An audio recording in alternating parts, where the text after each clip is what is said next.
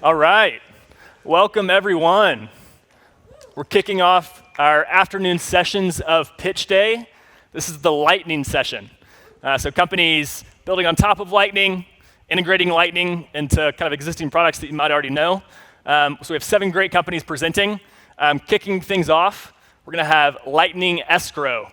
So everybody get ready for some good Lightning pitches. First, we're going to go to the judges for an introduction.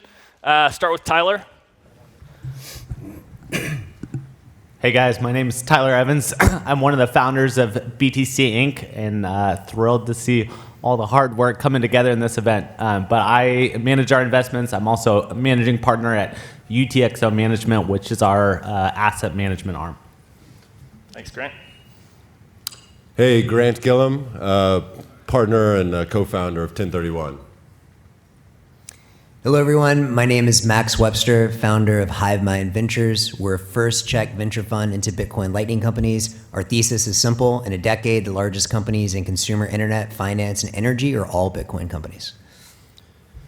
I am Christopher Calicott, managing director, founding partner at Trammell Venture Partners. I was here last year. I just want to make a note. It's amazing the difference in the quality and the number of teams we saw this year. So very excited. We're Bitcoin only investing and happy to be here. Hi, I'm Rohit. I lead corporate development for Cash App at Block. That means I run M&A and investments for Cash App. Super excited to be here and see what the future of Lightning looks like. Love it. And to piggyback off Chris's comment there, we had over 450 applicants this year. Really excited about the quality of the competitors overall, especially the Lightning section. So let's get things started. Lightning Escrow. Yeah.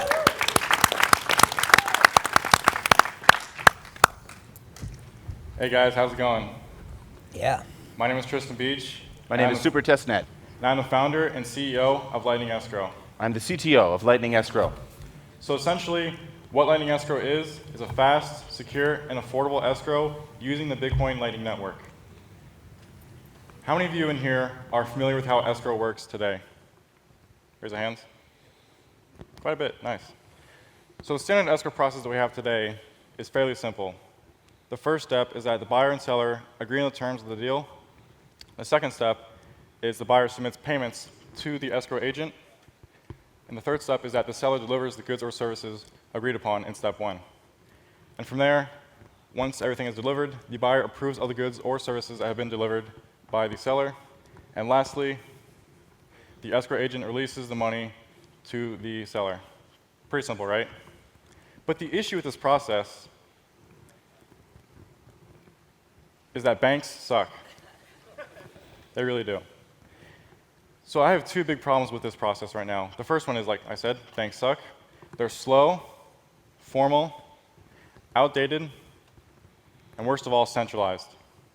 And the second biggest issue that I have is that as of right now, Bitcoin transactions are non-refundable. So let's say you buy something from Amazon with your credit card, right? You never receive it. What do? You call Amazon support, they don't give you a refund.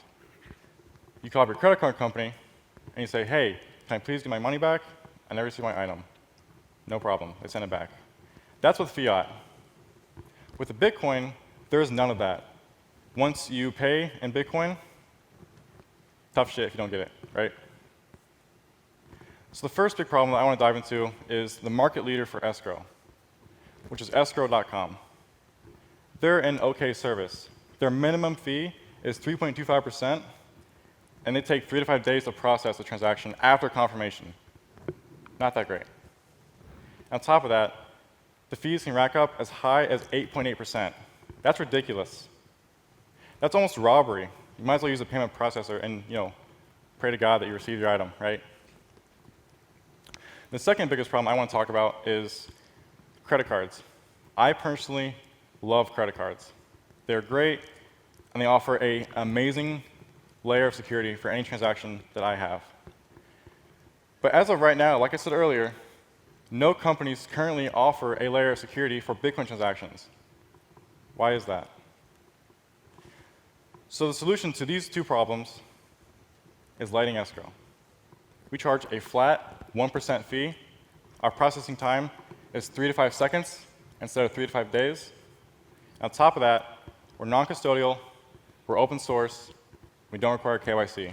And the best part is that there are 0 banks involved, so you don't have to wait for them to do their fucking job.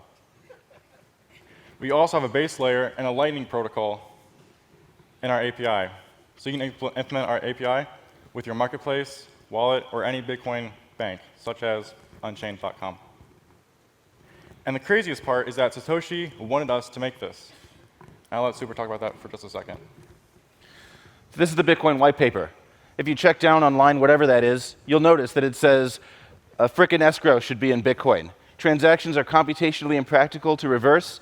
That is great for the frickin' seller. He's like, no one can take this Bitcoin from me. Not so good for the buyer, because you're sending that Bitcoin, you can't get it back, even if there's a problem. But what Satoshi's solution was, use escrow. Create an escrow service. We can do this non-custodial now. And then you don't have to worry, because you both trust the escrow service, and you complain to them if you don't get your product. So we're implementing buyer protection using Lightning Escrow. Tristan? And it's amazing to me that in the 10+ years that this has been published, no one has made an escrow process like we have today. So again, I'll let SuperTestNet talk about how it works on a technical level. Yeah, so the process is super simple. Can I cue up the next slide for me, Tristan?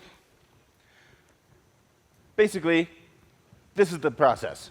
No, this is the use cases. But the process is, we use payment hashes. Whenever you create an invoice on the Lightning Network, the person who's paying it, their money goes into a type of contract called a hashed time lock contract.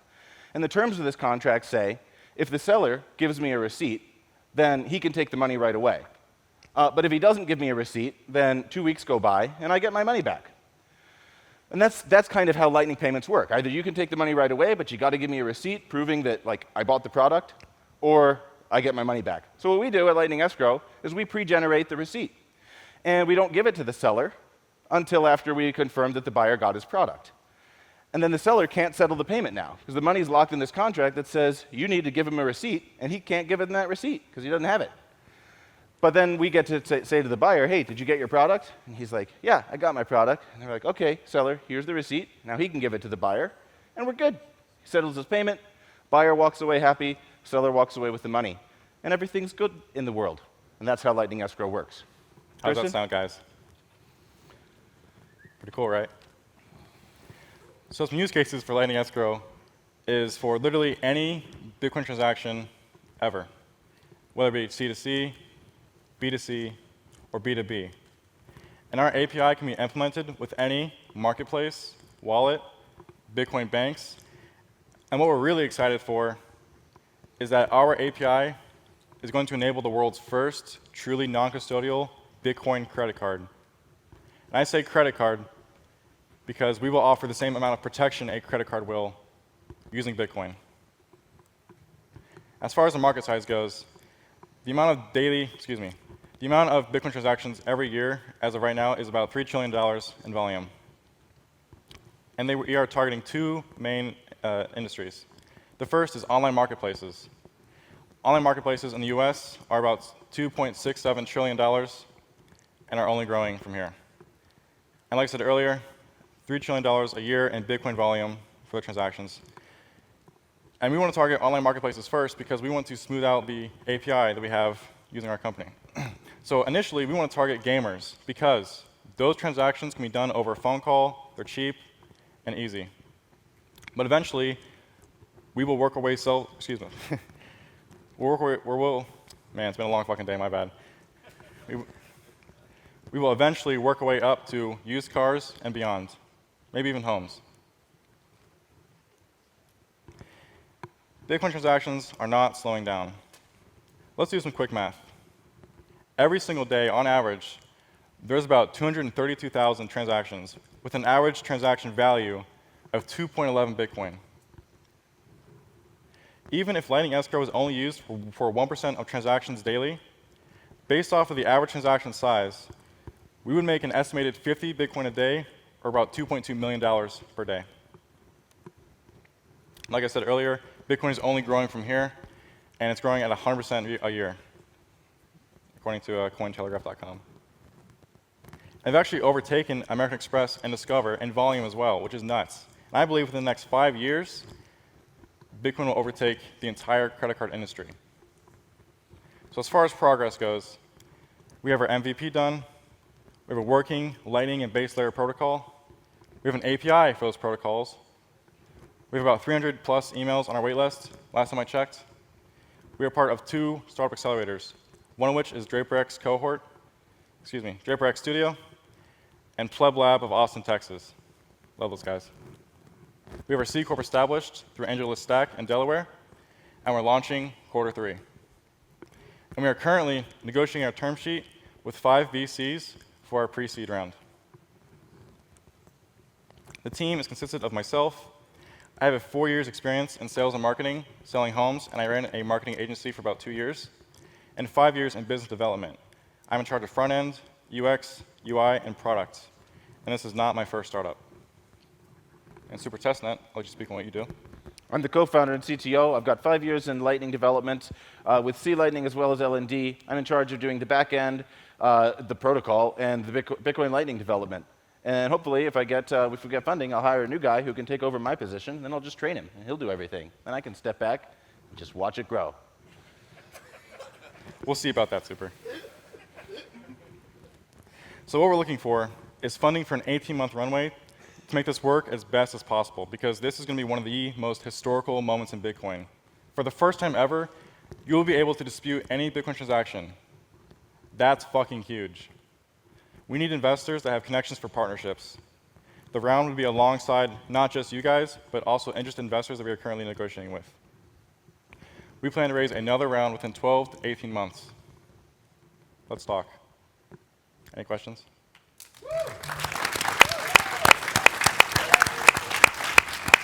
Let's pass it off to the judges for questions. Yeah, I'll take off. I'm curious, so this beachhead, you're looking at the gaming industry. I'm not a huge gamer, so I don't really know how in-game economies, you said it's about $1 billion market. So could you tell me how that translates to your share of that market, how you would capture some? Absolutely. So what people are selling in online in-game economies are in-game assets, such as a sword, and eventually, with games like Big Time, NFTs. So we want to actually be the intermediary. Sorry, NFTs. You didn't like NFTs, but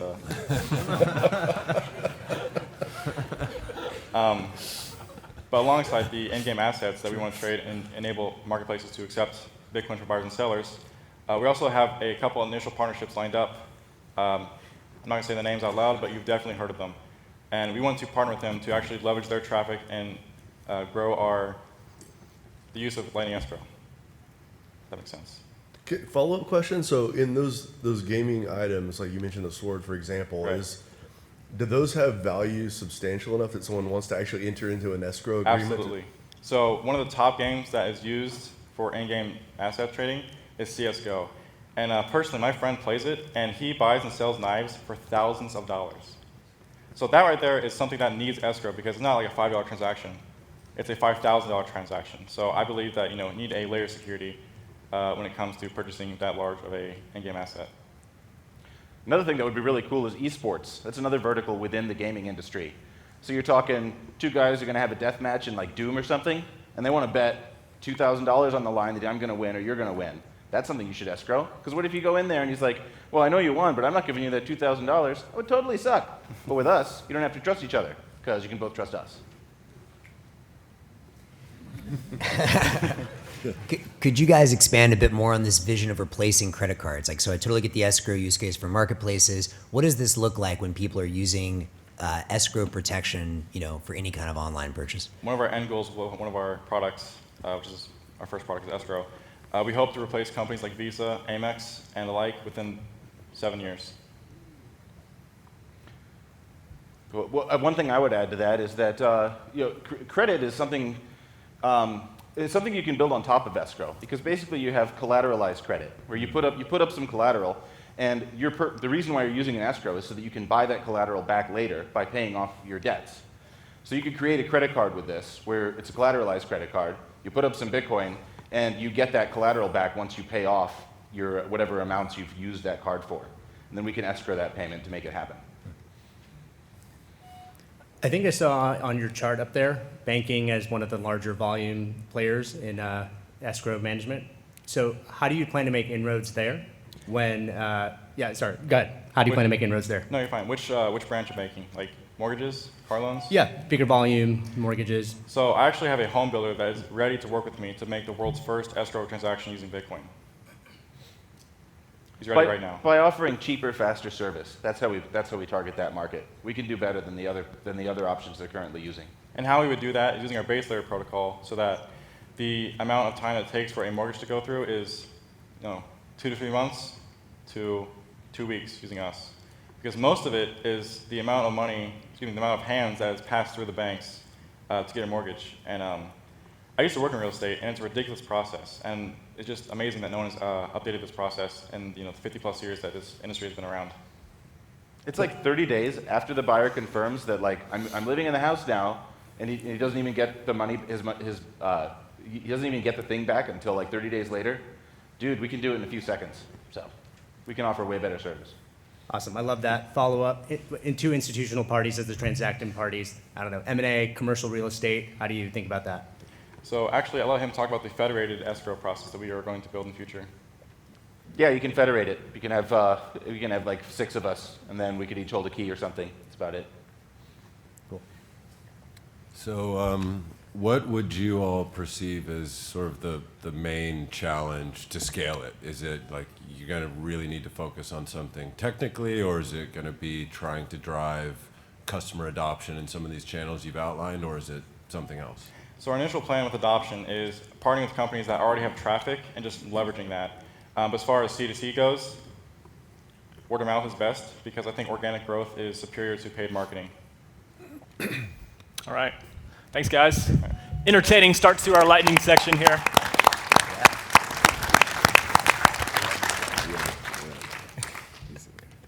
Thanks for the thoughtful questions, judges. Next up, based in the Philippines, we have Pouch. All right. Ethan, welcome.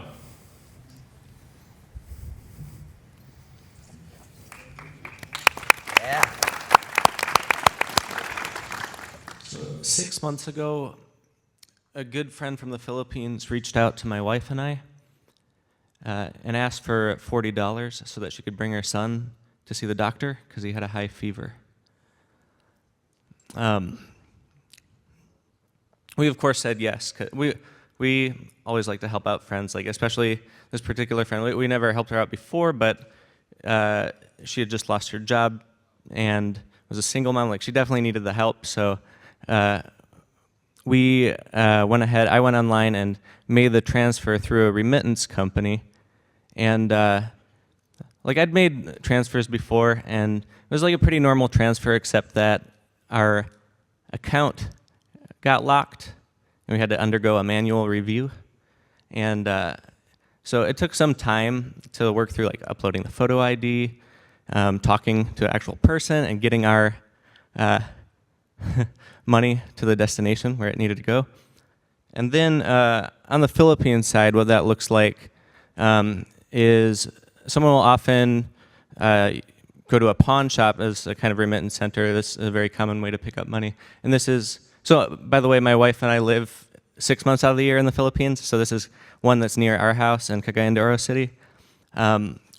You'll bring a reference ID and fill out a form, wait in line, and eventually you'll get your money and get to go home. So overall, the process takes quite a long time.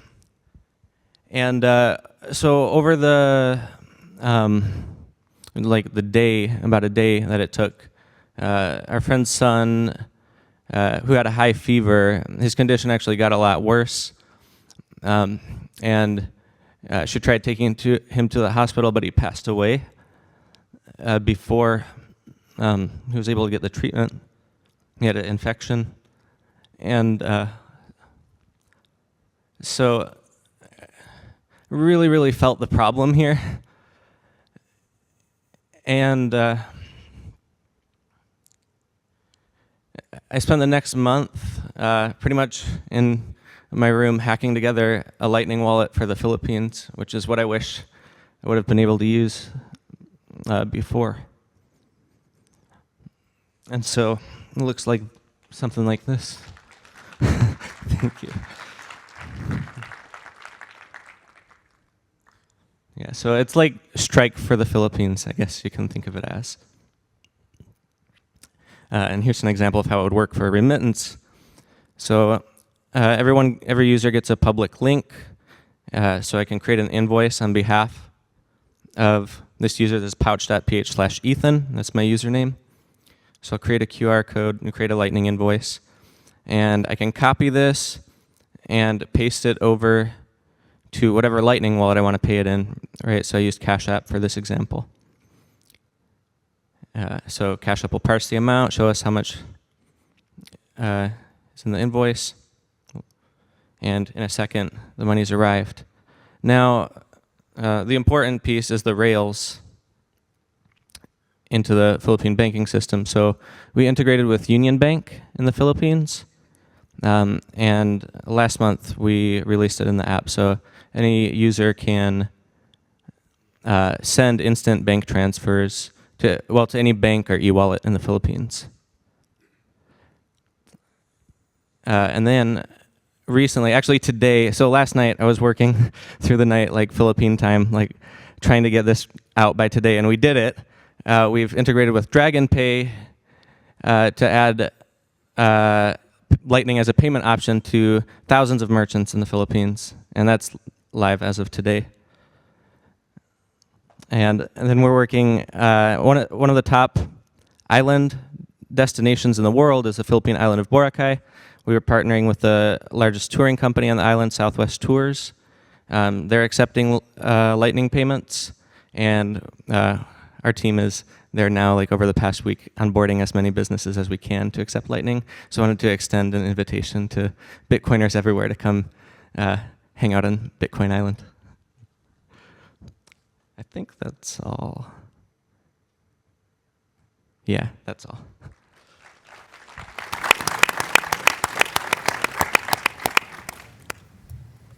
Any questions? So with that integration with Union Bank, what does the remittance receiving local currency end look like in the Philippines? So yeah, to get actual physical cash, you mean? Sure. Yeah, so somebody would like do the Lightning transfer to Pouch, and then you would send to another e-wallet. As of right now, you would have to send to another e-wallet in the Philippines, and then you can use their integrations to send out to a remittance center. We're working on integrating with another company that does a similar, that like powers that kind of remittance with cash outs with a lot of locations in the Philippines. So that's still an ongoing integration though. Are you able to use ATMs with Union Bank? No, not as of now. Okay. I don't think they have an API for that. The ATMs kind of suck in the Philippines too. Like they carry a 250 peso or $5 transaction fee and a pretty strict limit too on how much you can cash out at one time. So ATMs are like the least preferred way to get cash in the Philippines for foreigners especially. Gotcha. Thanks. The market for the Philippines obviously is a big and exciting one. Great beachhead. But what does this thing look like in 10 years? Yeah, so actually the Philippines market is the fourth largest remittance market. There's India, China, Mexico, and then the Philippines. It's like $30 billion per year flows into the Philippines. But there's also, the rest of Southeast Asia is very similar in terms of like e-wallets are gaining traction, very cash-centric economy. So I'd like to expand into the rest of Southeast Asia as well.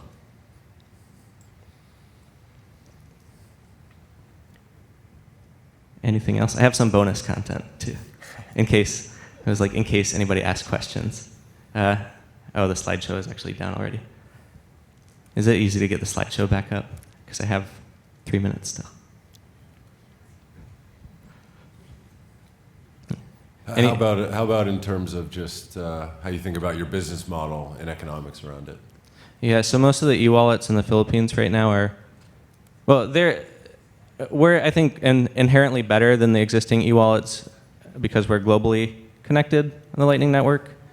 But current e-wallets use just transaction fees, like nickel and diming users for everything they do.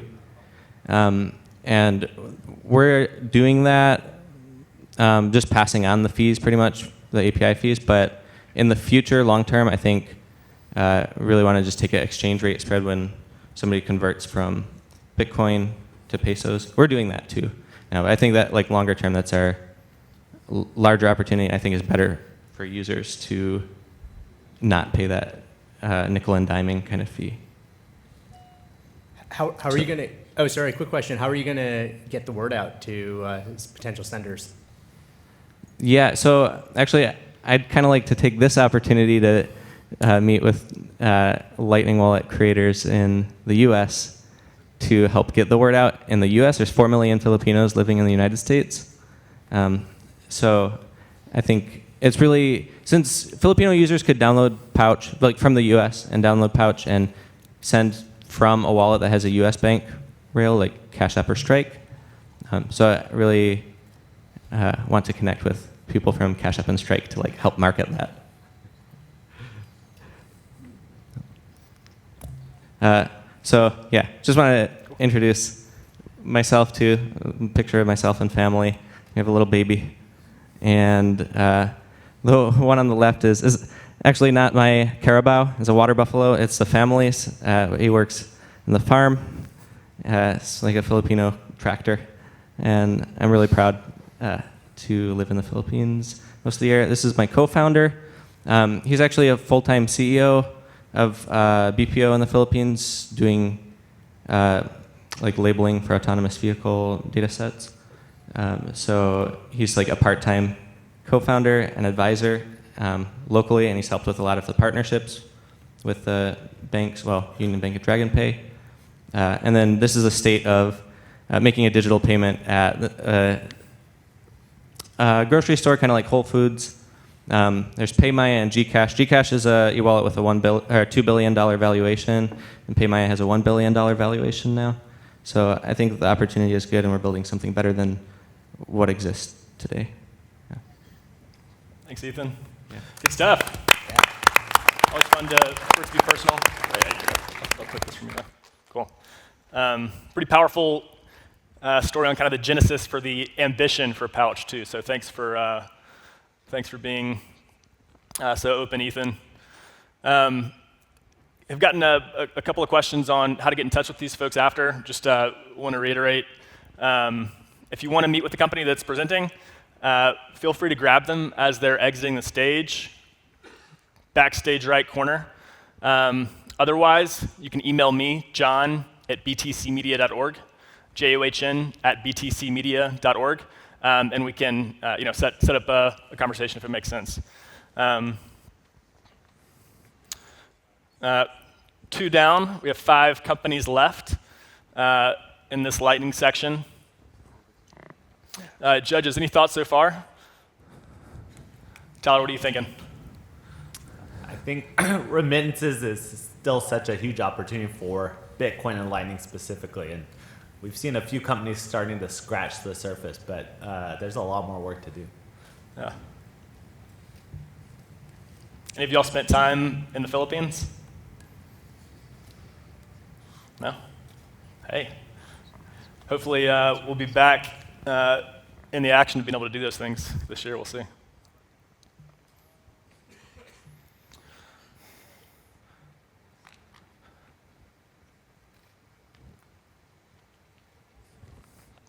Oh yeah, good to go. You're waiting on me, sorry.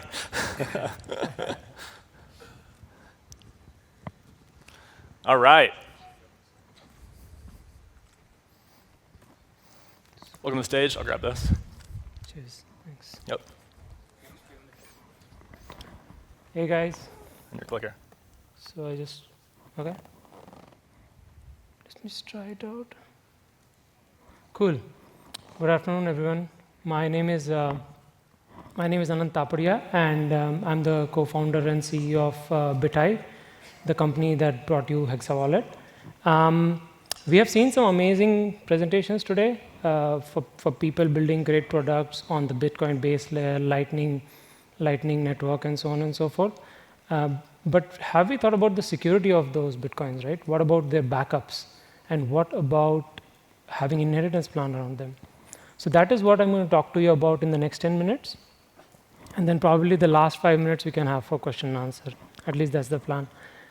Right, so quickly about the company. We are based out of London, across the pond in UK.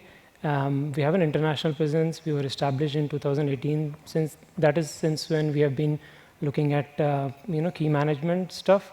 We are very well entrenched into the Bitcoin ecosystem. A lot of integrations with platforms like Swan, Wire, Ramp, and so on and so forth. Member of COPA, partnering with initiatives like Summer of Bitcoin. So very well known in the Bitcoin space, and it is not just being known. Last year we were able to raise a pre-seed of 1 million, which basically shows the faith that Bitcoiners have put in the team and the vision. From a regulatory standpoint, in UK we are recognized as one of the rising startups, so that you can get, investors can get tax relief when they invest on it. So it's essentially a well-established Bitcoin company, not just an overnight project. But as you all know, the proof is in the pudding. So this is the beautifully designed app that we delivered in 2021. Some great features, first to the market, and something people really loved. It's a Lightning and on-chain wallet, completely self-custody, no personal information needed, so there are no chances of data leaks or hacks. Some great features we have launched were included, the ability to send directly to contacts from the address book in a self-custodial way, donation account, ability to gift sats, basically Bitcoin gifting, again in a self-custodial way.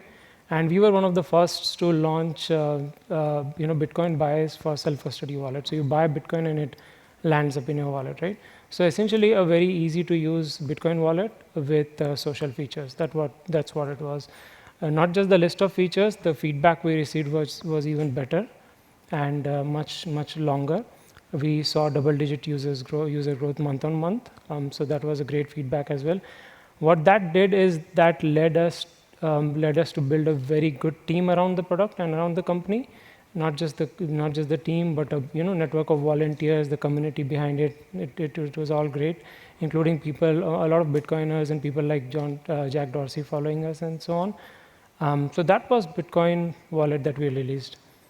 But what about security? So self-custody is the key piece in Bitcoin. Why? Because most of the Bitcoins are self-custodies, and that is what gives Bitcoin its permissionless and censorship-resistant features and so on. So the other challenge that we wanted to solve, and we've been working on it for years, was about the resilient security. So while Hexa Wallet was looking at ease of use, what we wanted to really solve was also about the resilient security for everyone. And it has many challenges. Some of the challenges, I'm just going to rush through this because we know all about this. If you talk about third-party solution, custodial solutions, there are obviously, third-party regulatory risks. People carry multiple wallets, Lightning, base chain wallets, and they have multiple backup methods. These backups are essentially single point of failures, right? Even if you have multiple wallets, each of them are a single point of failure for Bitcoin stored in those wallets. Generally, the transactions are single sig, so it just depends on that particular wallet, which is great for small amounts, but when it's large amount, you do need multi-sig. There are some solutions out there, but they may not necessarily be open source, so it's not easy to audit them. Inheritance is definitely not very well available tool out there, right? The single wallet is an issue where people actually just put everything in one wallet and want to essentially secure it. The problem with that is with the expanding list of products that people are releasing and the number of things you can do with them, it's very difficult to have just a single wallet do all of them, and it's just going to grow. And obviously, the issues around privacy and data leaks, right? So a bunch of issues. How are we going to solve it? This is where the Keeper app comes in. It provides you a way to safely store all your Bitcoins from across production wallets, create resilient and distributed backup for them, and then build an inheritance plan around all your Bitcoin. So that is essentially the Keeper app. Amazing, isn't it? How did we get here? So it's not something we have done in an overnight way. It essentially started way back in 2019 when we were researching and looking at distributed backup schemes, and we were invited to present at world's biggest security conference, DEF CON. That's where the whole journey started. And we really understood the security guarantees of different backup schemes and what needs to be explored specifically from a Bitcoin wallet point of view. But when you talk about the end user product, there were a few pieces missing, right? That has essentially changed in the last few years. How? So some other pieces, Snore and Taproot was released. Snore and Taproot, as you guys know, gives multisig, much more efficient way of doing multisig, and it also increases the privacy of it. BIP85 is pretty important. It gives you basically a master seed which can generate other child seeds that can be used across the wallet. That was a very key piece missing. It has been used in a lot, some of the crypto projects, but not that much in Bitcoin yet. But that gained adoption. PSBT was very important. It basically means that you can have a common language between wallets. That was not really well adopted till now. So when you want to have a solution which is across wallets and across platforms, you do need a way to talk to each other.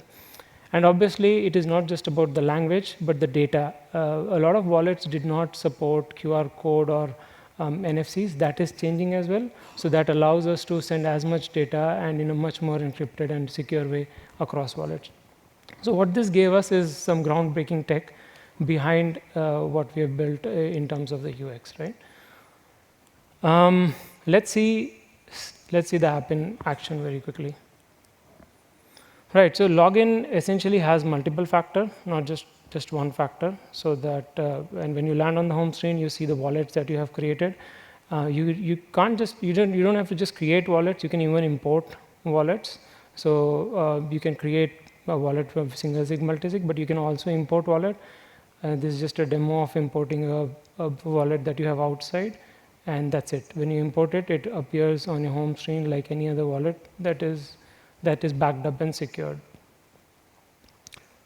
Let's quickly look at how other wallets can interact with it. So let's say there is a simple wallet which doesn't have a backup yet. One of the backup methods could be securing it with Keeper. And when you scan that QR code or do an NFC, bringing it close together and accept securing the Keeper on this side, that's it. The communication happens, the keys are stored securely, distributed, backed up, and all of secure. This is the favorite part, Bitcoin login. So you don't have to just use wallets. You can actually give power to, I'm sorry. Oh, I think I messed that up. Right, anyway, so I'm going to just talk about it. So what it showed you is that like a Signal app or there's any other app which is not necessarily a Bitcoin app or Bitcoin wallet can actually start having Bitcoin features. All it has to do, it has to interact with the Keeper app. The Keeper app generates a wallet for the, let's say, Signal app or a chat app, and it provides it the XPub, right? So you have addresses that you can start sending and receiving funds from. And when you want to sign a transaction, you just send a notification back to the Keeper app, and it says, yep, this is the transaction I want to send from me to Alice, and that's it. You sign it over here, and it transfers it from one app to another. So what you have really done, you have provided self-custody as a service to different apps, right? So you are actually giving financialization possibilities into app. It can be a reward app, it can be a chat app, it can be any app. All you need is data. And the security of it is kind of ensured by the Keeper app and the distributed scheme and the encryption it has, so that the app doesn't have to worry about it. So that I think is pretty powerful, which will just expand the space of what we are doing in the Bitcoin and Lightning area. This also had, and I can show you the demo separately, but this also had how you can add hardware wallets to the wallet, to the Keeper app. And it also had how different keepers can actually secure each other. Because it's a distributed backup, you can either have other Keeper apps holding some of your keys. Let's say it's a 3 of 5 scheme. So you can have other Keeper apps or a hardware wallet or some other mechanism like your personal backup piece where you can store your backup keys, right? So that was there in the demo. Obviously, we have done competitor analysis, and the picture is quite clear. There are people providing solutions. but it is not necessarily something which compares to what we have given. I'll summarize it very quickly. If you compare it to crypto solutions out there, because we are focused on Bitcoin only, we are able to offer multi-sig and multiple wallet solutions which others can't offer because they have 100 cryptocurrencies. So we have been able to go in depth into tech. But when you compare it to Bitcoin only solutions, because we do a distributed scheme off-chain, right? We are able to secure other wallets, not just the wallet that we create. That's the major difference. And from business point of view, because we are approaching this from a pure software point of view, not as a services or data monetization, we are able to offer it as a much lower price point than any of our competitors. It's not just the competitors. We have done market research, talked to hundreds of people. I think this does solve a real problem, and people are willing to pay for it. This is the team. You can look up for us. There are a lot of faces you know and recognize here, so I'm not going to spend too much time here. How does it create value for the user and for the company? It's pretty simple. It's a 3-tier architecture, a freemium model where you start with free, and as the user goes on in the Bitcoin journey, they actually can upgrade to a pro and elite model, right?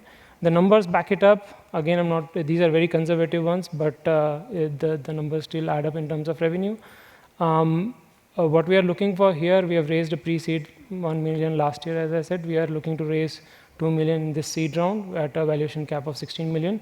Most importantly, what we are going to use it for is security, security, and security. So we have the proof of concept and all that in place, but it's very important to get this right? So a lot of bug bounties, open source audits, and hiring key people who we are already talking to is what's going to be the main use of these funds, right? So in summary, we have an amazing company and team with a track record of successful execution. We want to expand the product offering with Keeper, which has features that users want and want to pay for. It's essentially the ability to secure all your Bitcoins, including the ones with Lightning. Technical risks have been looked into and resolved, and UX nuances have been detailed. So why don't you join us on our journey? Questions? Yeah, so you mentioned that you could use an app like a Signal or WhatsApp or whatever and create wallets for users in there. Would the user already have to have the Hexa wallet app separately, or could you deliver that to one of these other businesses as an API, and then their users could get prompted if they want to create the wallet internally? That could have been a possibility. We did explore that. The problem with that is that when you provide those API services, you have to start using your servers. And then when you start doing that, it gets into a lot of complications, not just technically, but even regulatory standpoint, because we don't want to hold the keys. That's how you can be a pure software business. And there's precedence for that. If you see how Facebook interacts with Facebook Messenger, there are a lot of companies in India where wallets interact with each other from UPI. So it's a pretty secure mechanism. And you do need to have an app. It's a simple download, and it's a free version when you want to connect apps. So it should be pretty easy for a user. I'm curious if you could talk a little bit more about the market, the sizing and the growth. I think $10 a month is a really attractive price for a lot of people. I wonder how many people are thinking about their custody needs. I'm sure it's nowhere near enough, but I think you had a slide that said about 250,000 a month in fairly short order. I don't recall what the time frame was. Maybe next year. That's a lot of growth. So I'm just curious. We've made some investments around custody, and it's an important problem to solve. And I'm just curious, what kind of validation? Maybe you have some initial customers. Maybe your pre-revenue wasn't quite clear to me. So we do have users who already use our wallet. So we do have a lot of understanding in terms of what users want and what they're ready to pay for. So we have taken that intelligence into factor. The 250K number that you saw was actually 2 years down the line, so it's not like in the next 6 months. But we are quite confident that if we get this tech right, which we think we have, and the pricing point right, we will be able to reach that number. Kind of following up, how do you see the business expanding, like other lines of business that are sort of adjuncts to the custody platform?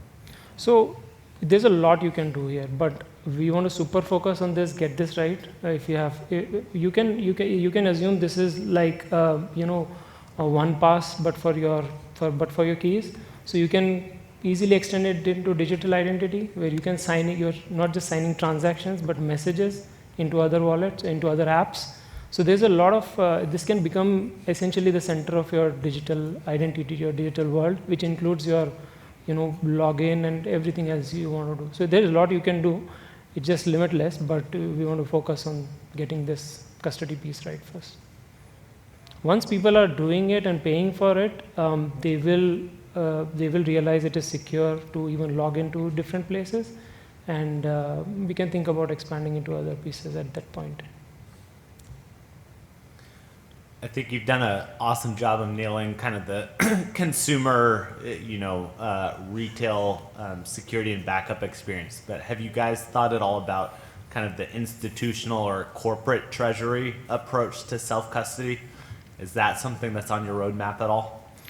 The way we see this is, if we get this right for our 3 layers, there is always a 4th layer, which is an enterprise layer, which has much more security and much more encryption. And the main difference with enterprise, if you really talk about the trade-off between enterprise and retail, the main difference is retail wants to be much more private because they don't have to be public, but enterprises are generally public by nature and they have multiple shareholders.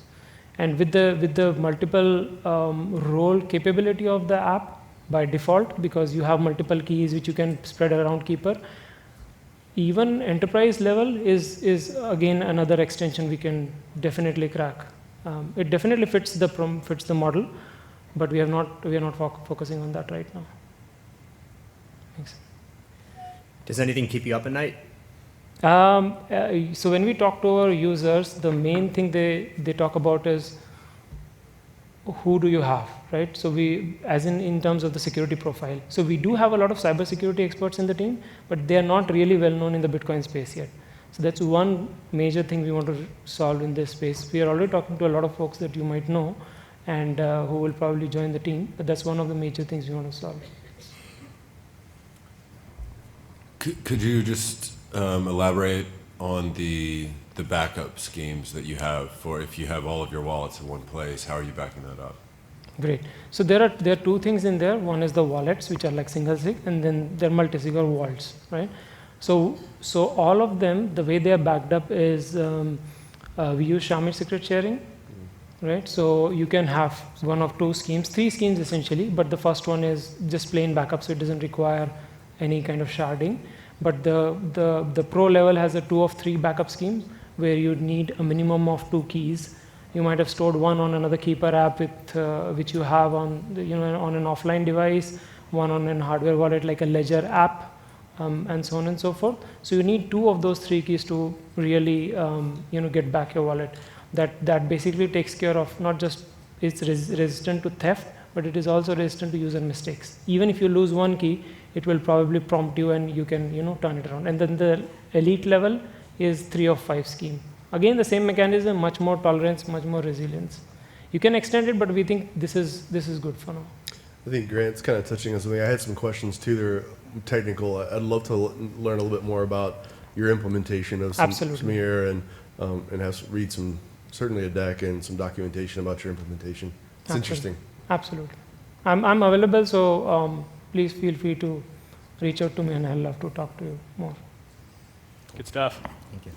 Thanks, Anant. Thanks, everyone.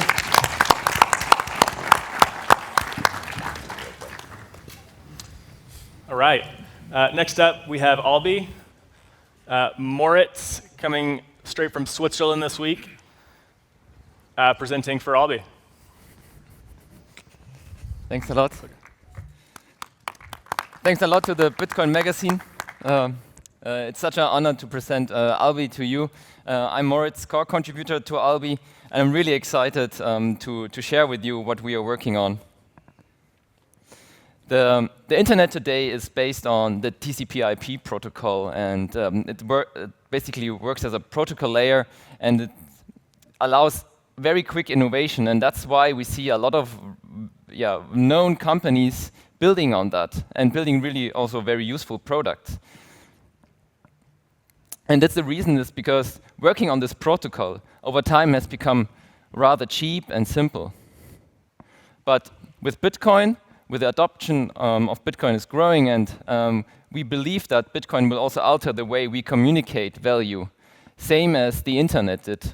With Bitcoin, we have basically two layers, right? We have Bitcoin, the currency, we have Bitcoin, the network, and together they build a protocol layer now that is decentral and global, and in the future, we believe will allow for much more economic inclusivity and activity.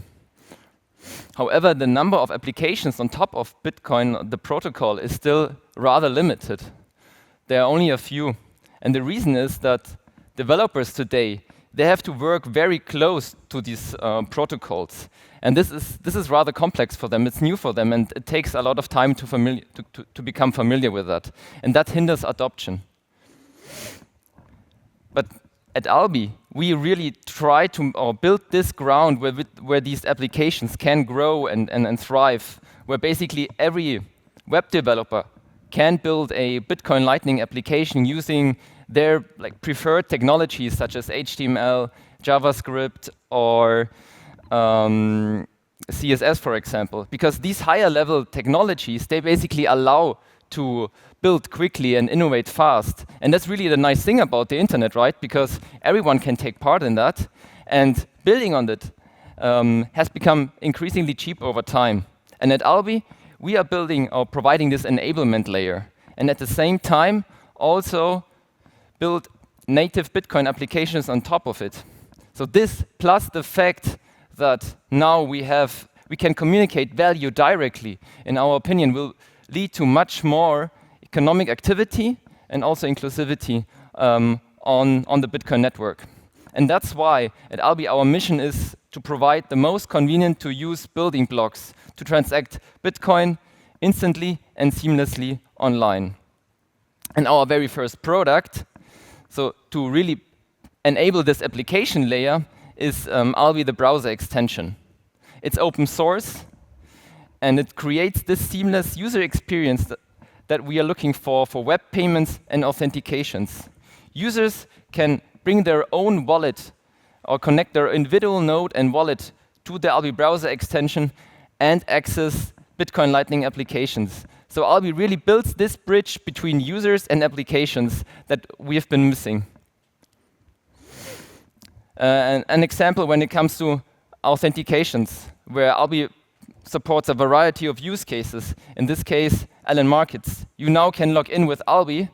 It asks you to grant access or to give access just once times, and the next time when you log in again, it just works seamlessly with one click.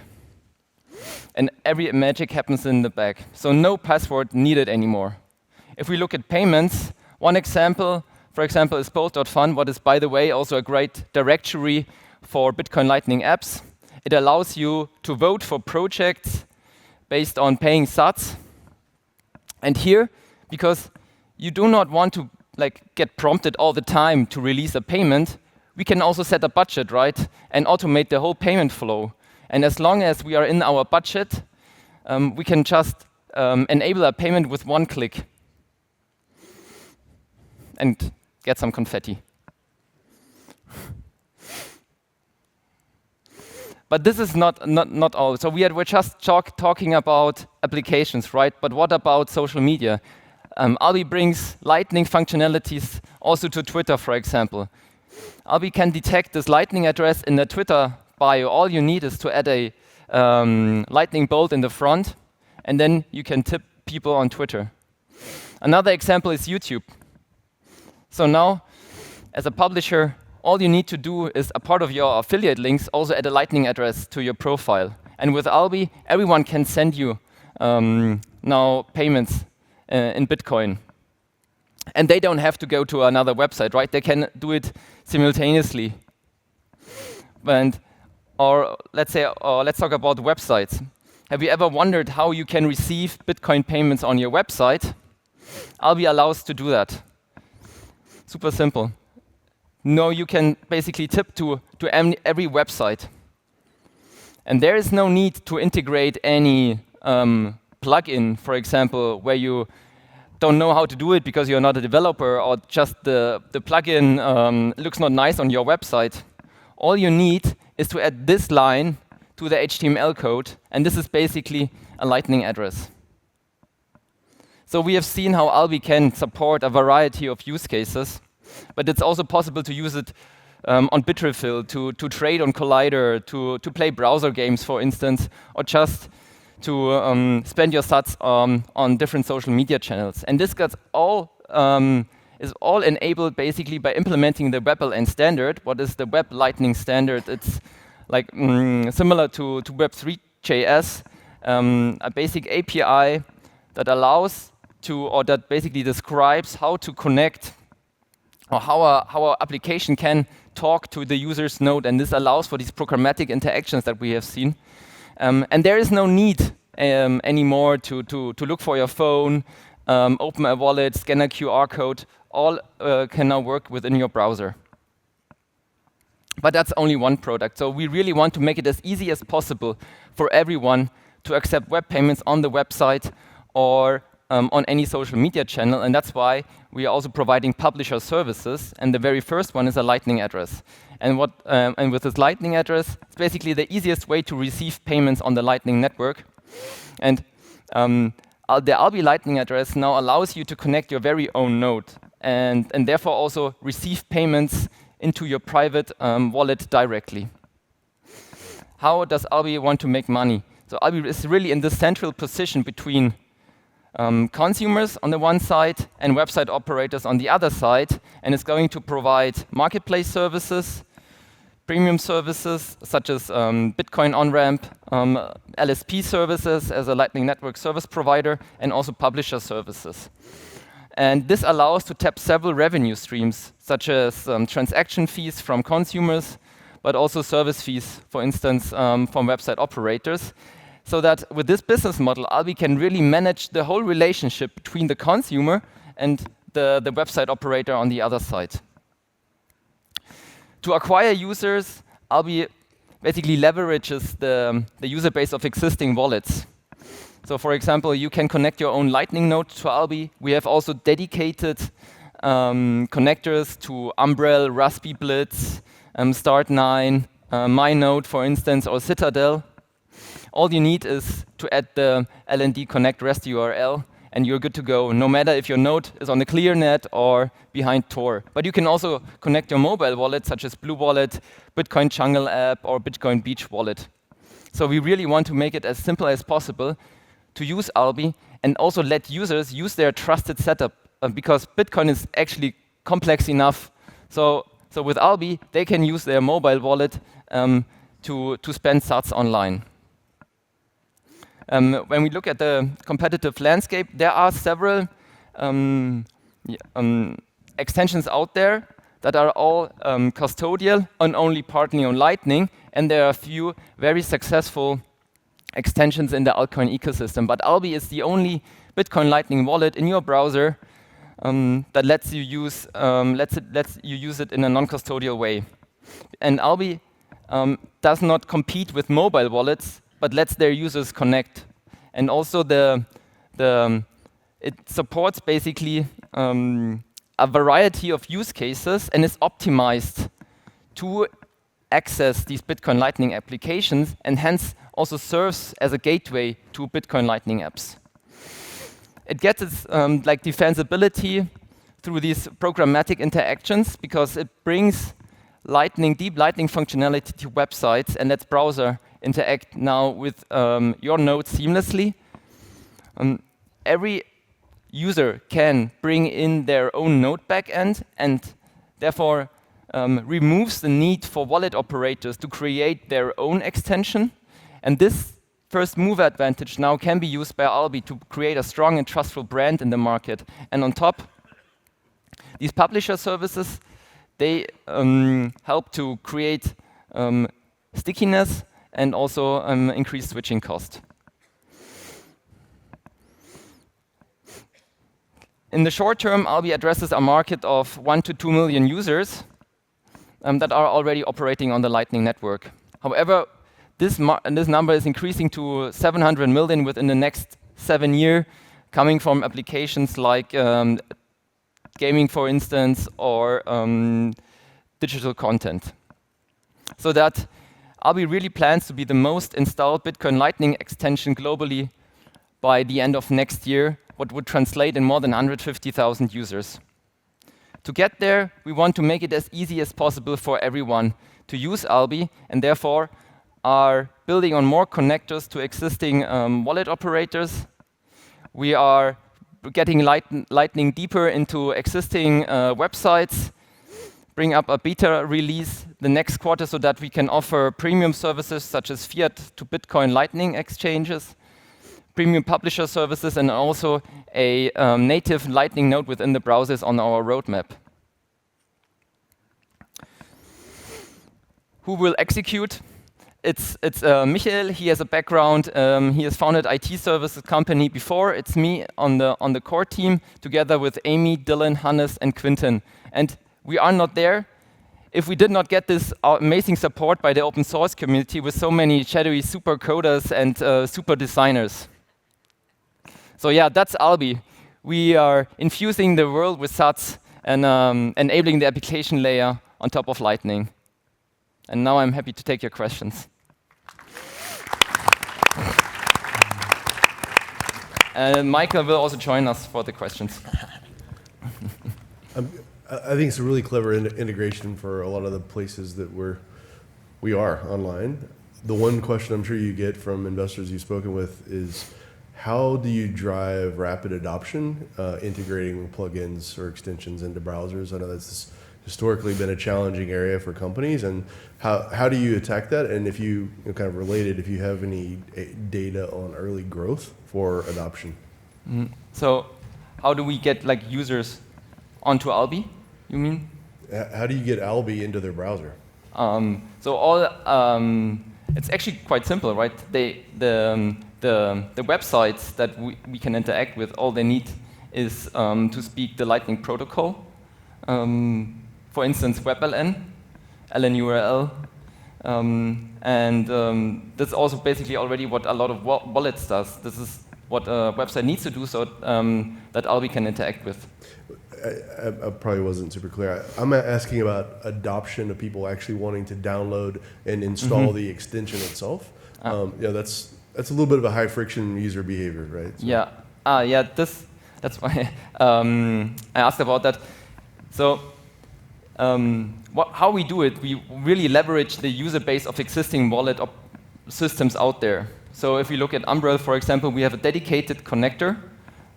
What makes it super simple for users to connect their Umbrel node to Alby. And ideally, we also get into the state where people can launch Alby with one click out of a node operator's dashboard. So this is the next step of evolution where we want to get. For example, there is a dashboard upcoming for Raspberry Blitz. And the idea is to get in Alby there and also already pre-fill the necessary credentials that people, if they launch, can download Alby, that all the credentials are already filled in, and they can go ahead and pay. As a follow-up to Christopher's question, we do have, obviously you mentioned, somewhat of a precedent for people downloading in the custodial space, MetaMask being very notable in the Ethereum world. What lessons have you guys learned from them that we can apply here in the Bitcoin land?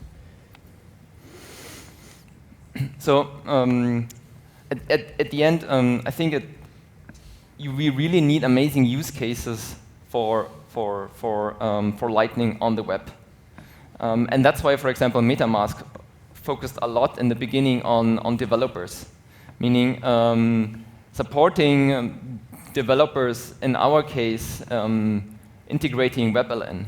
Because this is really the UX that we need to bring on another wave of users onto the Lightning network, because it works just seamlessly. And therefore, I think we have to do quite a bit of an investment to support developers when it comes to WebLN integration. Maybe just to add on that, I think, the developer part is an important one.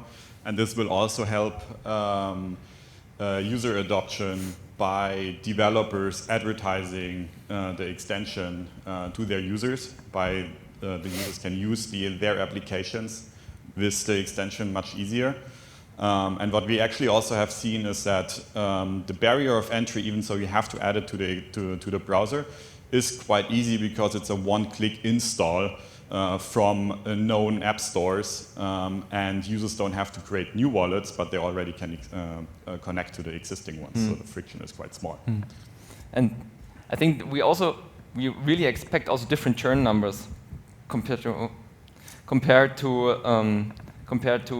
mobile apps, for example, because the churn numbers on mobile apps are rather high. That's definitely different with extensions. Extensions are a bit more sticky, and also people have less extensions than they have mobile apps.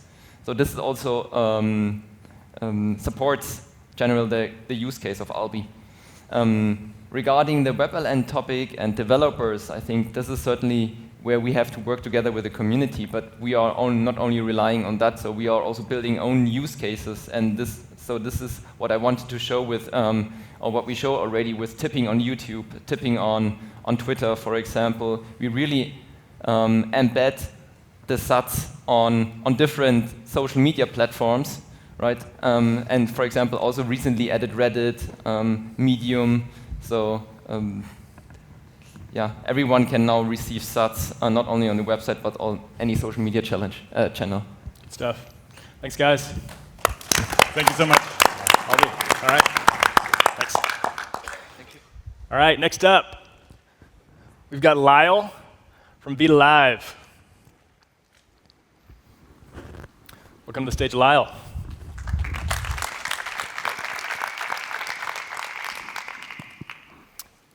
Hi. So VIDA is a new communications platform built on top of the Lightning Network. It addresses one of the last greenfield opportunities of the sharing economy, which is global human time and attention, or access to it. With VIDA, you can give anyone a high signal way to get in touch as long as you pay their rate in real time. VIDA's available today at VIDA.live. So I spent the last 10 years doing startups and in the telecom industry. And in fact, I sold my last startup to the largest wholesale telecom operator in the world by traffic volumes. I do about 25 billion minutes a month in traffic. It's a lot. At the time, they were a public company on the NASDAQ, and I learned firsthand how massive the spam problem actually is. When you do 25 billion minutes a month, you see a lot of spam. It's a huge problem globally. It's a $20+ billion a year problem. But that doesn't take into account the cost that we all pay every day in dealing with it.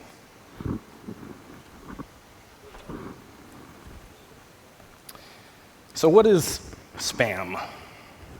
You know, we would typically just say it's unsolicited communication. But I would say it's more than that. It's actually worse than that. It's unsolicited communication that brings us no value. In fact, normally it leaches value from us. It steals our time, it steals our attention. And the crazy thing is, it costs nothing. It costs nothing to make my phone ring. It costs nothing to make it vibrate to send me a message. It costs nothing to send you an email in your inbox. So what does that tell us about the spam problem? There's no market disincentive for spam. The reason why it exists is because it's free. There's no price disincentive to prevent someone from spamming you. In fact, we've all gotten the calls. No, I don't want to renew the warranty for the car that I don't even own anymore. All right? How can they afford to send millions of those calls out every day? It's because it's free. Things would be better if there were market disincentives to accessing our time and attention. If we each had a price for accessing our time and attention. That's what VIDA does. VIDA builds new tools for individuals and developers and enterprises that help us protect the value of our time while still providing open access to our time. think about your Twitter DMs, especially your non-follower Twitter DMs, right? The little inbox that the messages go to if you don't follow the other person. It's a cesspool. It's worthless, right? It's all signal, all noise, and zero signal. Sometimes there's someone in there that you actually want to talk to. You know, they're pitching you on a startup, or, you know, someone in the local Austin Bitcoiner community or something like that, but you just don't see them. There's no signal. But with VIDA, everyone's time is valued because everyone has put a price on their time. And maybe that price is $1,000 an hour, or 25,000 sats a message, or $10 a minute. It doesn't matter. Whatever you choose, you get to set your price. And the cool thing is that because VIDA is built on top of the Lightning Network, the value is streamed in real time. So when you get a call in the VIDA app and you swipe to answer, you know the moment you answer, you're getting your rate in real time. If somebody makes your phone buzz and you get the alert come down on the VIDA app because they sent you a message, you know they paid whatever your rate is. So with VIDA, you can connect your own Lightning node to your VIDA account. You don't have to use ours. It's real simple. But I would say on VIDA, everyone's time is valued by default because time's the most valuable thing we have. And I would say that on the VIDA network, spam doesn't exist. Why? Because every minute or message was paid for at your rate. If you're getting contacted too much on VIDA, you just increase your rate. You let the market solve your spam problems. You let the market solve the inundation of unsolicited contact. So VIDA today offers paid voice calls, paid video calls, paid messages, and paid live streaming. So whether you're using a VIDA account to monetize a follower base or fans with paid messages, or maybe you're using a VIDA account to accept video calls where you do a screen share and walk someone through how to do something in Photoshop. Or maybe you're just using a VIDA account to monetize a live event. In fact, today, the Thank God for Bitcoin little mini conference is streaming on VIDA. All these are valid use cases for VIDA, and the use cases are pretty much endless because it's just our time. But VIDA is not just a consumer app. VIDA is a network. Because VIDA is built on top of global communication standards like SIP, which is a global protocol that voice over IP or video over IP is transferred via, or RTMP, which is a common live streaming protocol that Zoom uses to send your Zoom meeting to YouTube.live. VIDA interoperates with these protocols out of the box. In fact, anyone can build a VIDA app. You don't have to use official VIDA clients. You don't have to use the official VIDA web app or mobile apps, because if you can make an app that speaks SIP, it can connect to a VIDA account and interoperate with the network. In fact, a VIDA account today could be used to paywall a call center or an entire telecom network or the old VoIP phone on your desk that you haven't used in 2 years or 10 years. VIDA is a network like the Lightning Network is a network. And if you know anything about networks and building networks, you know that endpoint discovery is a really important problem. Well, on the VIDA network, you are the endpoints. I am an endpoint. So if I'm trying to talk to someone about raising money for my startup, how do I know who to talk to? If I'm trying to talk to someone about how to set up a Lightning node so I've got plenty of liquidity to launch VIDA, who do I talk to? Well, on VIDA, every user is able to put topics, associate topics with their accounts. Maybe a topic is Bitcoin, maybe a topic is Lightning Network, maybe a topic is Photoshop help. And as people communicate with you on the VIDA network, you accrue points in these topics. And the points are denominated in sats, the hardest money ever invented. So you know that if somebody is at the top of the leaderboard in a particular topic, you know that people have spent hard money communicating with them about that topic quite a bit. You know they're an expert. This is the signal that makes its way up top through the noise.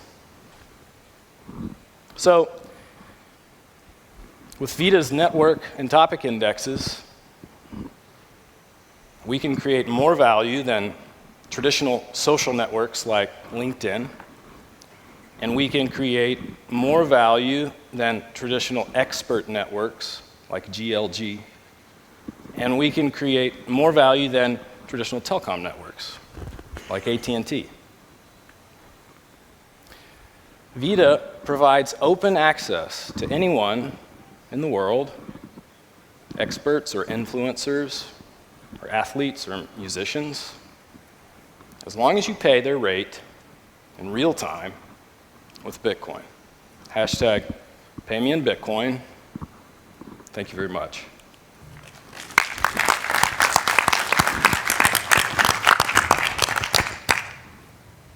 Questions? Great pitch.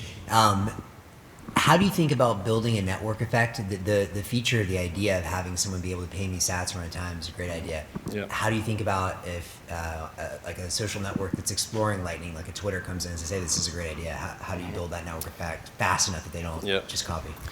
Yeah, so it's really important that VIDA builds as big of a network mode as possible, as quickly as possible. And we didn't talk about this, but VIDA has revenue. It takes fees from traffic that flows through the network. Well, we have this concept of the Citadel partner programs, and it's pretty simple. It's whoever contacts, if a new user creates a VIDA account and contacts you first, right? You get associated with their profile. And you get access to a portion of the fees that we generate from any sats that user either pays or earns. So effectively, you create a sat flow from that user's activity on the VIDA network. So if I know an influencer, maybe they're a podcaster, and I know a lot of people will want to talk to them, I'm highly incentivized to get them on the VIDA network, to try to get that flywheel turning as much as possible. And right now, all of the fees that we generate from the network is going straight back in to the Citadel Partner Program. So that's the lubricant to get the flywheel turning as quickly as possible. However, I will say, we can assume the worst and say, okay, VIDA is unable to create enough of a network moat in a consumer segment. There's still a $40 billion a year telecom settlement and fraud market to attack with literally the same technology, the same tech, the same stack. It's exactly the same. So it's a massive market that we have room to move about in and try things.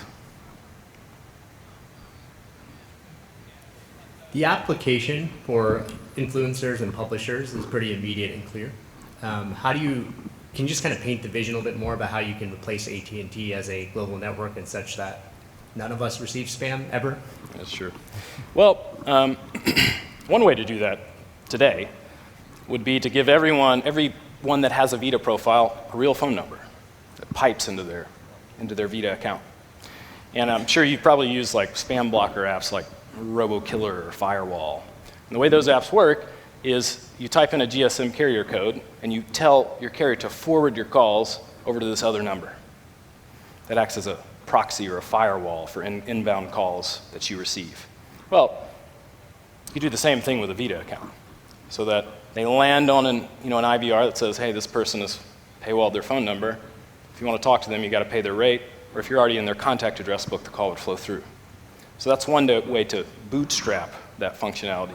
But telecom fraud and international telecom settlement, which is, if I'm sending a call from India to the United States, there's tons of layers of trust in that. Because if I give somebody access to my network and I don't trust them, they can run up millions of dollars in minutes in fraud traffic.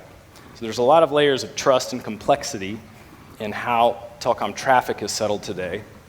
And with VIDA, you eliminate that because you're settling the traffic in real time. You know that any traffic that enters your network is paid for.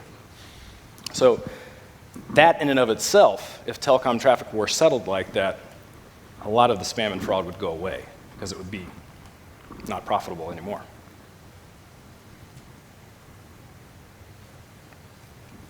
Do you think it's more, let me ask this way, is it more realistic that a telecom network or network of networks integrates VIDA, or is there an outcome where VIDA becomes its own telecom-like network?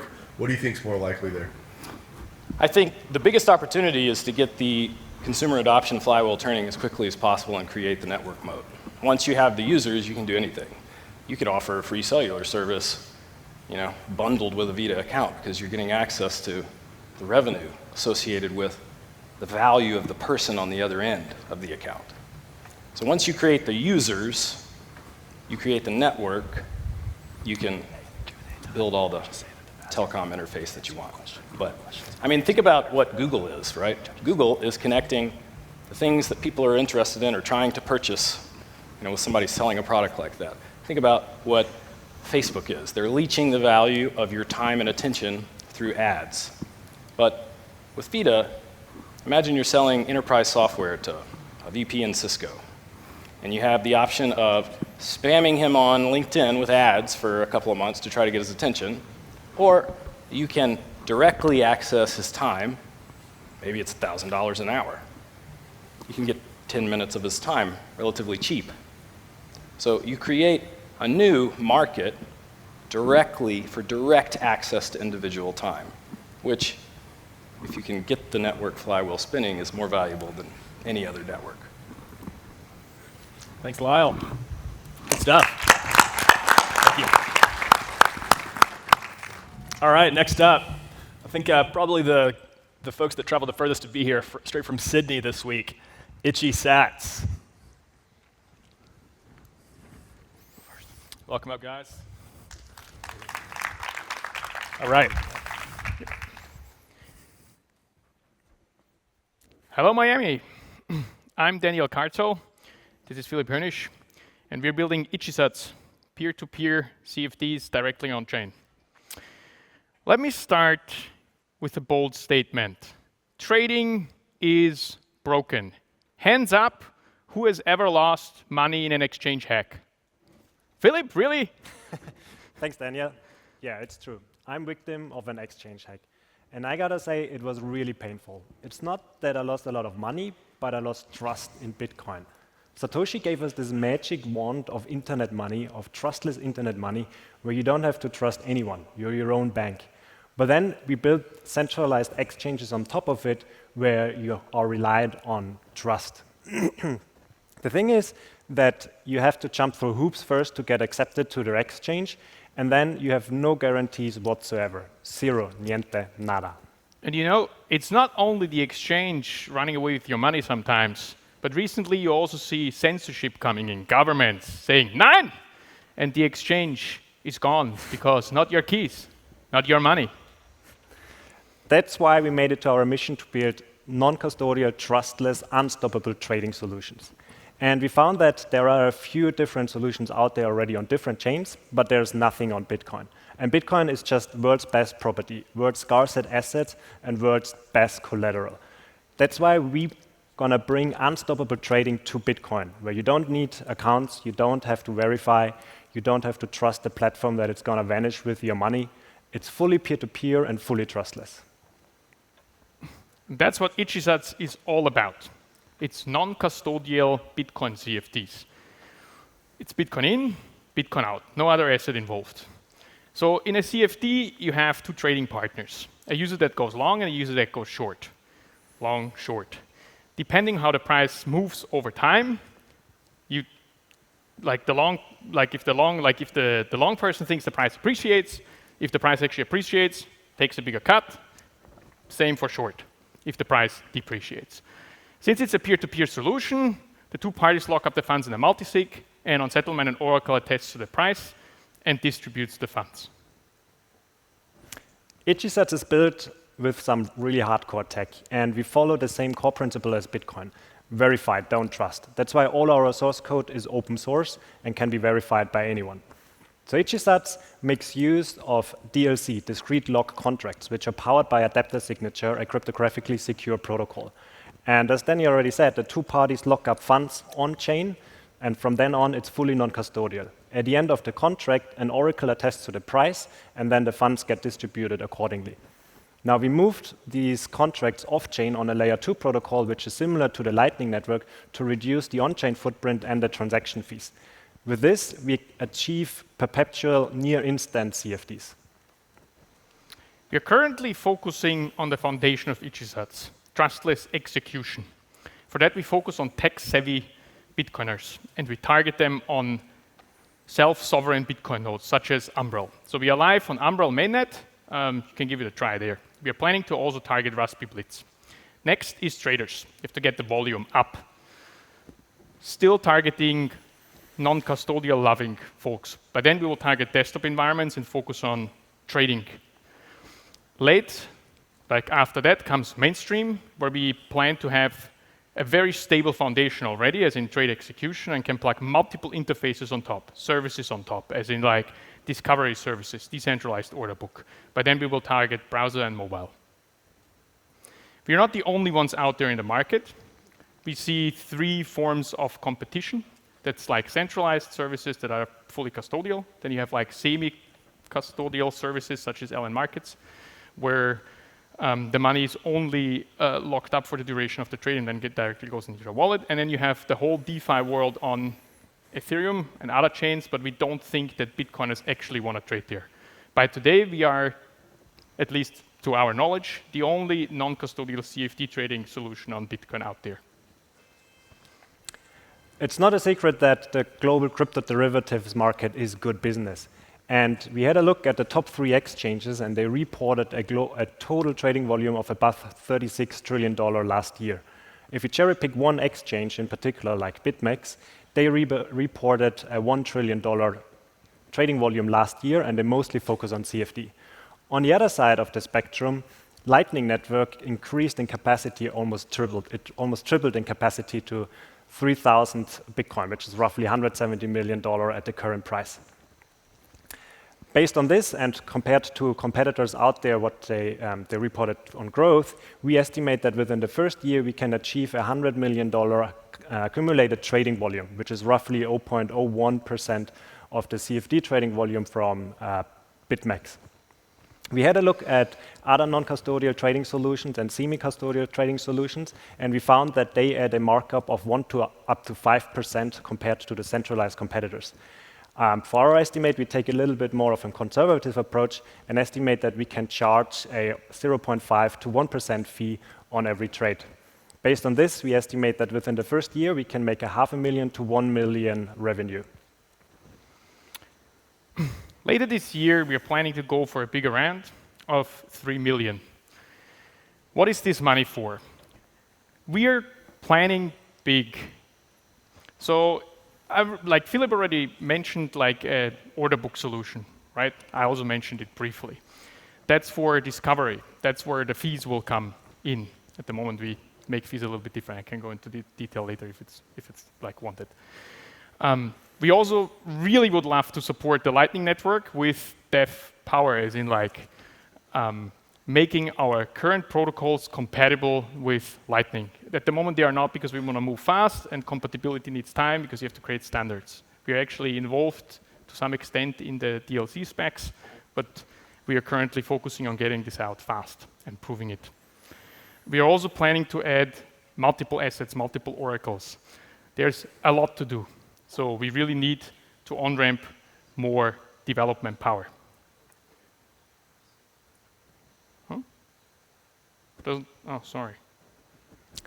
So we're just getting started. We are dreaming big. We are dreaming of an open financial system which is censorship resistant and non-discriminating. It doesn't matter where you live or what passports you hold, you should be able to trade. That's why with ItchySats we want to bring unstoppable trading to Bitcoin, because Bitcoin is unstoppable. Thank you.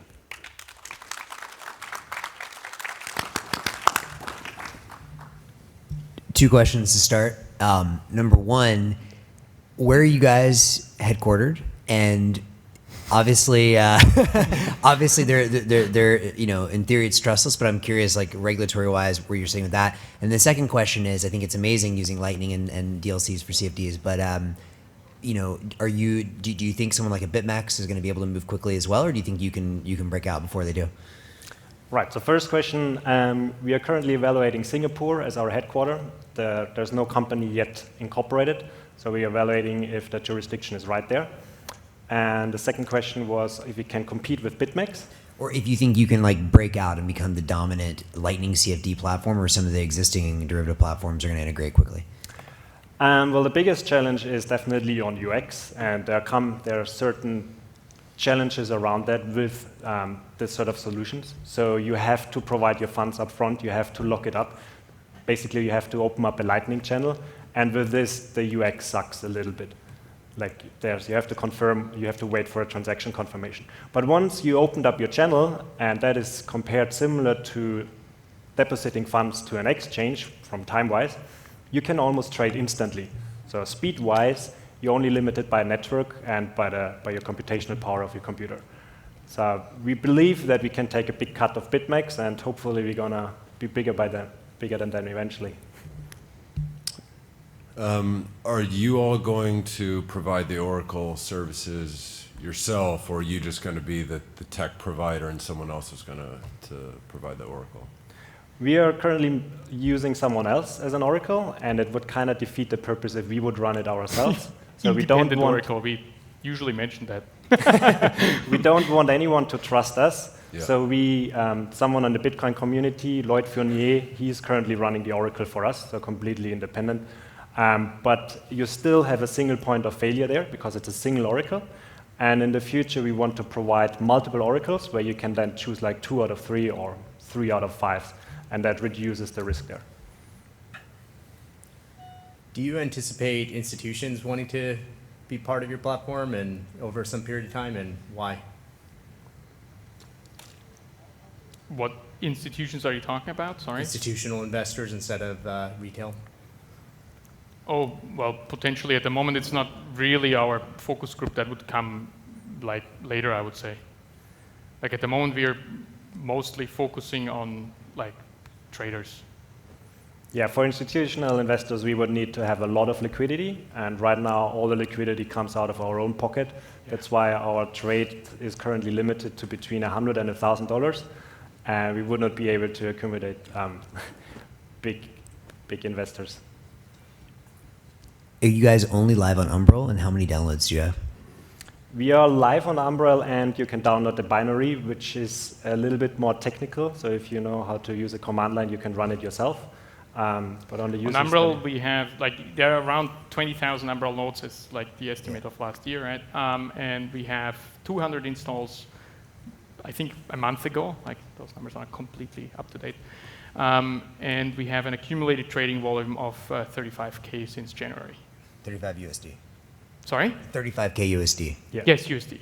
And that's like, I mean, that's with limited, like Philip said, right? You can only trade between 100 and 1,000, and we do stay close to our users at the moment because, yeah, still working on getting the technical foundation super stable. Cool. Maybe worth to mention is that we launched in mid-January, so we are live since 3 months now.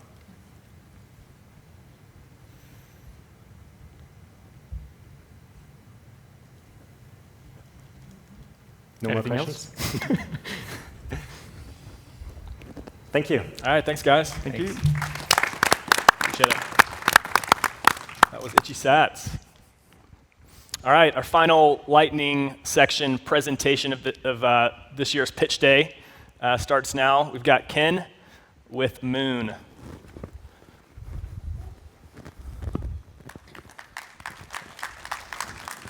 I am Ken Kruger, the founder and CEO of Moon, where it's our mission to allow you and millions of people around the world to live on Bitcoin.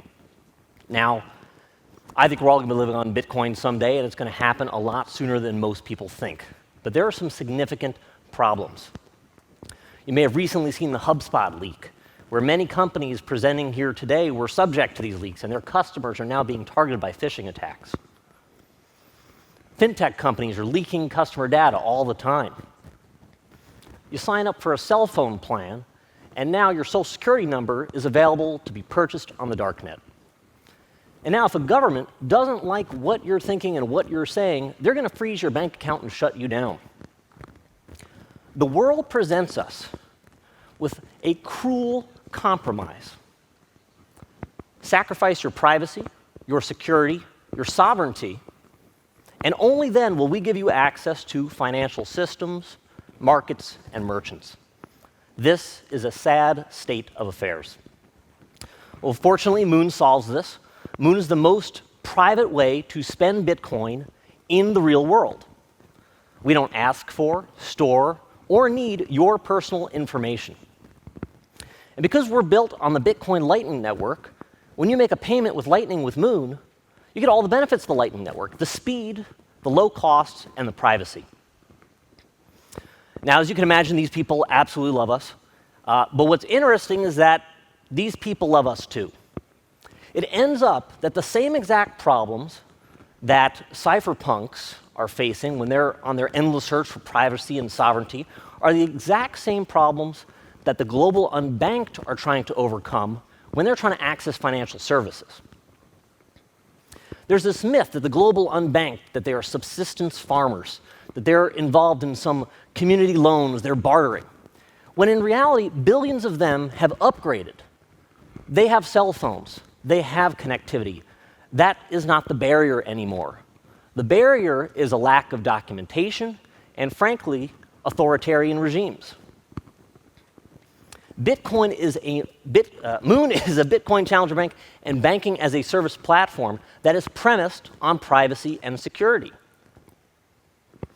With us, KYC is optional, which allows us to provide the utmost privacy and security and bank the unbanked. Our onboarding removes the friction for the unbanked and privacy-focused individuals, while we handle regulatory and compliance issues on the back end using advanced data science. The numbers speak for themselves. I was on this stage 9 months ago at Bitcoin 2021, and since then we've had explosive growth. We've been growing 25% month over month in monthly active users. Our retention rate is over 75%, which is over 2 times the average for a fintech company. And this is completely without any marketing spend. This is all organic. Now, we're building a fully featured Bitcoin challenger bank, but also a banking as a service API. And we're doing this because we really want to be in that ethos of Web3 composability, right? If you're delivering a product to a consumer, why not offer an API so they can build on top of you? Now you're a platform. Now, although we're building a fully featured product, our focus right now is on cards and issuance. Over the past few years, we have become experts in the cards and issuance space. And you may wonder, why do we need another card issuing company? Well, I will tell you, it took us years to get our card program up and running. And when we did not follow exactly what the card issuer wanted us to do within their little confined box, we just couldn't launch it. So, and you'll see a lot of these card issuers here today. They have booths, and they're going to tell you, yeah, you got a Bitcoin project, we'll get your card set up. It's going to take you over a year to get to market. And if you say, oh, we want to do this interesting thing, no. You're going to fit in their little box, and you're not going to get what you want. Fortunately, we're working with Visa on this. They provide us a budget for co-branded marketing, preferred rates on interchange, and over the next few months, we're on track to issue cards into more countries than any other crypto card issuer in the world. Now, today, our customers are primarily using us for cross-border payments and e-commerce, but I'm happy to announce as of today, we've just unlocked the most private way to make payments at brick-and-mortar stores all around the country with integrations with Apple Pay, Google Pay, and Samsung Pay. It is now the most private way to tap to pay. Now, Over the next few months, we're really excited. We're going to be onboarding our first customers to our card issuance API. We have over 50 companies on a wait list. We've been beating them away from us. We actually have companies that are scraping our website and building APIs on top of us without our permission. So we're really excited to see how the API is going to be affecting our growth rate. So I studied computer science at Cornell, financial engineering at Columbia. I was a software engineer and product manager at Lockheed Martin, where I worked on nuclear submarines and ballistic missiles. Rich, our director of engineering, he was the tech lead at Alice during its acquisition by Expedia. Nico, our director of business operations, was employee number 1 at Imprint Capital, which was then acquired by Goldman Sachs. And Kerm, our director of customer success, managed over 72 employees across 3 call centers for a life-saving smart device. I could not be more proud of the team that we've assembled. Now, when I was on this stage 9 months ago, we set out to raise $1 million. We ended up with 3, and we have some really fantastic investors. And now we're gearing up for our upcoming round, where we're looking for investors that are aligned with our values: privacy, security, and helping the people that need help most. If this sounds like you, I'd love to hear from you. Thank you so much.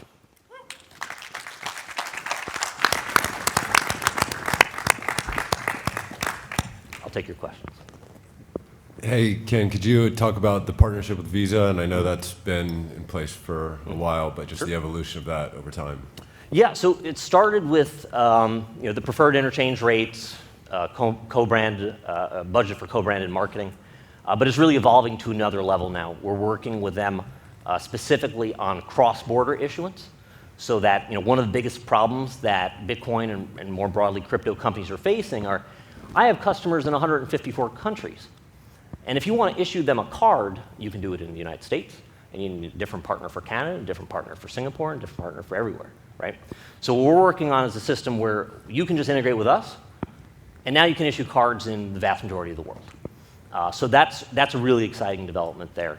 And then just as we get closer and deeper ties with Visa, really our goal is to be their preferred partner. So when a company goes to Visa and says, hey, we need a card solution, they're going to say, well, you got to go talk to Moon.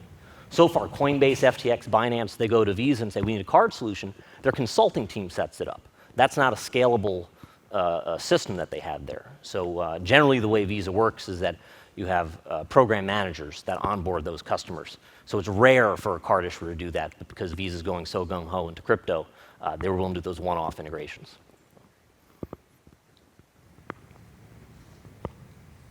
Anything else?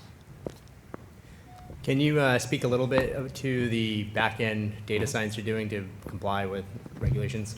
Yeah, absolutely. So we even though we don't do KYC on a lot of our customers, we do still have to do AML, right? So for example, say for example, you want to catch somebody who made 5 accounts and they're spending $10,000 a day at some laundromat in New Jersey, right? All right, well, okay, that's money laundering right there, right? So what we do is cluster analysis on accounts, see if people are creating duplicate accounts. Are they sending money to a suspicious merchant, right? We're also looking at the source of funds with chain analysis, right? So in reality, taking this grounds-up approach, looking at KYC AML, what you're able to do is actually a lot more than a traditional financial system, because we have more visibility into where the funds are coming from, and we do a, frankly, better job than 99% of the payments companies out there in terms of where the spending is actually happening. Thanks. It's interesting, the issuance platform that you're describing. I don't recall that when we've talked in the past, and I'm curious, what are the uses that and ideas around, maybe it's loyalty rewards and some of those card programs? What are some of the kind of the market interests from your customers? Yeah, really good question. So we see a lot of interest from companies that are overseas, right? The US market, tons of card issuers, right? They're not going to do all the cool stuff that we do, but you can get something done in the US. You're in Colombia, though, well, good luck, right? They're just not going to happen. Mexico, yeah, good luck. Very difficult to launch card products in these markets. There's really interesting use cases where even with our product today, people are saying, I just want to resell your cards. Or I want to use our cards on the back end of a system. So for example, kayak.com. They use virtual cards in order to pay for the airline tickets behind the scenes. It's completely opaque to the customer. So in the similar sense, we have companies in Africa, for example, that want to use our cards in a payment flow so they can sell Roblox points to their customers, right? But they need a way to move money out of Ghana into a US merchant, right? So there's really interesting use cases there. And then we have the traditional ones like you're talking about. They want a physical card, you're getting points. Sure, we could do that, that's easy. But I think what's more interesting are, when we talk with Visa, we refer to as the long tail. All these other folks that are not Coinbase FTX, the next generation of companies that are building really, really innovative and interesting things. And some of them are even pitching on the stage already that are going to become our customers. So, what do you think of as your biggest moat over time? Yeah, so you'd think card issuance is easy. You just get an API and you're up and running.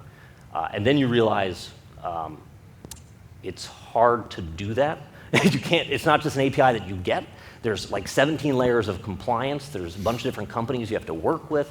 It's wildly complex. And then explaining that to these folks and saying, hey, I want to have, I want a credit card where it's collateralized with Bitcoin. That determines our limit, and the APY is based on some yield platform, right?